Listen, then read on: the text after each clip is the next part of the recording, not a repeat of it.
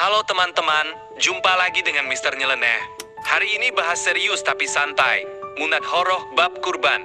Hadir dua narasumber, pertama Ustadz penjelas hukum klasik, kedua mahasiswa UIN pengkritik konteks zaman sekarang.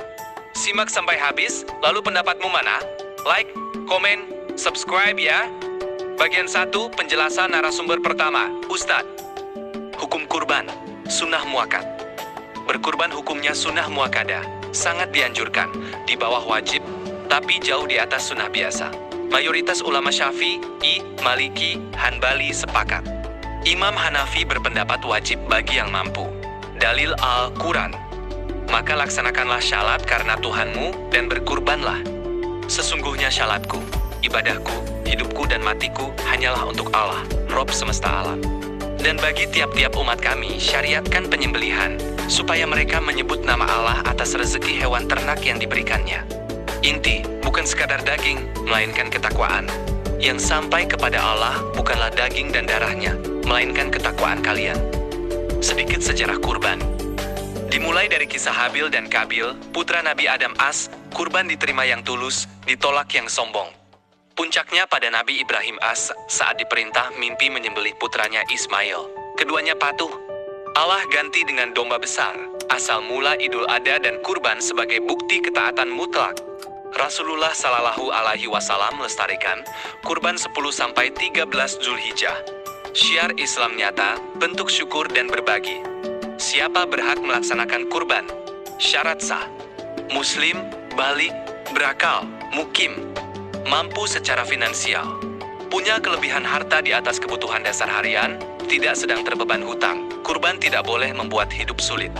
Hewan sah, unta, 5 tahun, sapi atau kerbau, 2 tahun, kambing, 1 tahun, domba, 6 bulan gemuk. Sehat, tidak cacat, tidak sakit, tidak pincang. Sapi atau kerbau, unta bisa untuk 7 orang bersama. Kambing atau domba untuk 1 orang. Siapa penerima daging kurban? Dibagi jadi 3 bagian utama.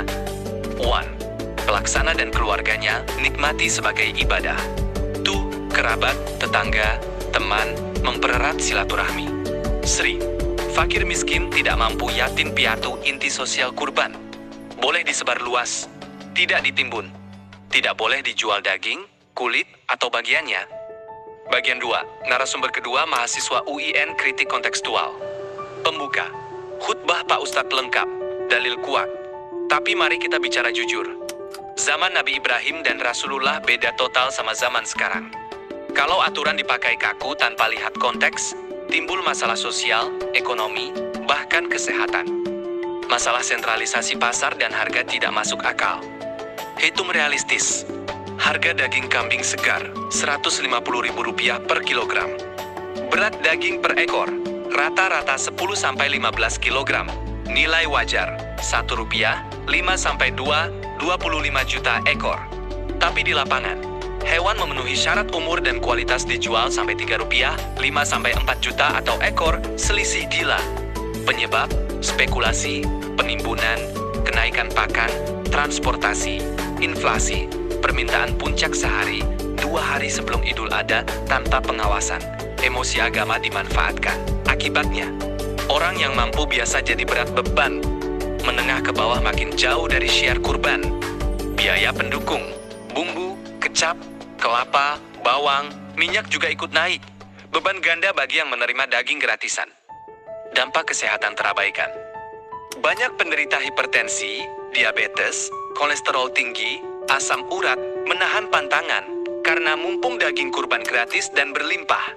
Hasilnya, lonjakan kunjungan rumah sakit dan keluhan pasca Idul Adha. Fikih klasik bicara aturan ibadah, tapi prinsip menjaga jiwa dan kesehatan tetap utama. Kurban tidak boleh bikin sakit atau berbahaya. Masalah bukan di umat, tapi di sistem. Bukan salah orang yang kurban, bukan salah penerima gratisan. Salahnya sistem pengelolaan yang belum kontekstual. Panitia sering hanya ambil hewan, sembelih, bagi tanpa perencanaan pasar dan kesehatan. Tidak ada standar harga dan timbangan terverifikasi. Tidak ada pembatasan porsi bagi kelompok berisiko. Kurang sosialisasi, kurban boleh berbagi, tapi tidak harus langsung dikonsumsi berlebihan. Solusi kontekstual. Panitia gabungan ulama tambah pemerintah.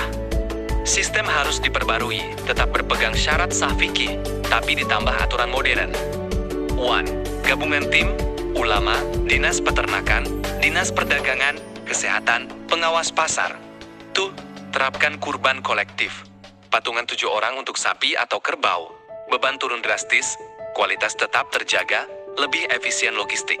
3. Harga transparan. Pasang patokan per berat dan usia, larang spekulasi, buka pos aduan cepat. 4. Pembagian cerdas. Catat warga berisiko kesehatan, berikan porsi wajar tambah brosur pola makan sehat. Sisanya dikirim ke panti asuhan, panti jompo, daerah rawan pangan. 5. Edukasi inti kurban, tekankan, nilainya bukan di harga hewan, tapi di ketakwaan dan manfaat luas bagi sesama. Tujuan dan manfaat kurban versi kontekstual. Tujuan utama, menjalankan sunnah Nabi Ibrahim dan Rasulullah Sallallahu Alaihi Wasallam. Menguatkan ketaatan dan ikhlas karena Allah semata. Mengaktifkan solidaritas sosial dan pemerataan harta.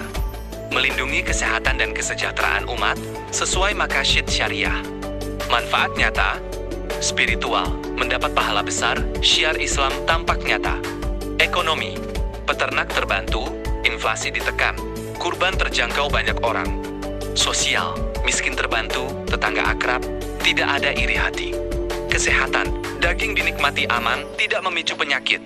Hukum, tetap sah secara fikih, tidak mengubah prinsip dasar, hanya memperbarui cara pelaksanaan. Kesimpulan Munadhoroh. Ustadz, hukum dasar tetap. Sunnah muakadah, bagi yang mampu, ikhlas, sesuai syarat syariat.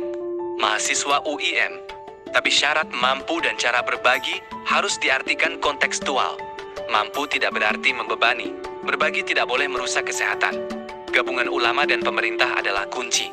Kesimpulan bersama, kurban adalah ibadah abadi, tapi pelaksanaannya harus cerdas. Jangan sampai syiar berubah jadi beban ekonomi dan risiko kesehatan. Terapkan prinsip, sah syariat, sehat badan, adil pasar, sejahtera masyarakat. Penutup Mr. Nyeleneh. Begitu teman-teman, kurban bukan sekadar beli hewan mahal, tapi intinya ketakwaan dan manfaat luas. Kalau menurutmu, apa solusi paling pas buat harga kambing yang makin melambung? Atau kamu punya cerita unik soal kurban? Tulis di kolom komentar ya. Jangan lupa like, komen, subscribe, dan bagikan video ini supaya kurban kita makin berkah dan bermanfaat. Sampai jumpa di Munadhoroh berikutnya.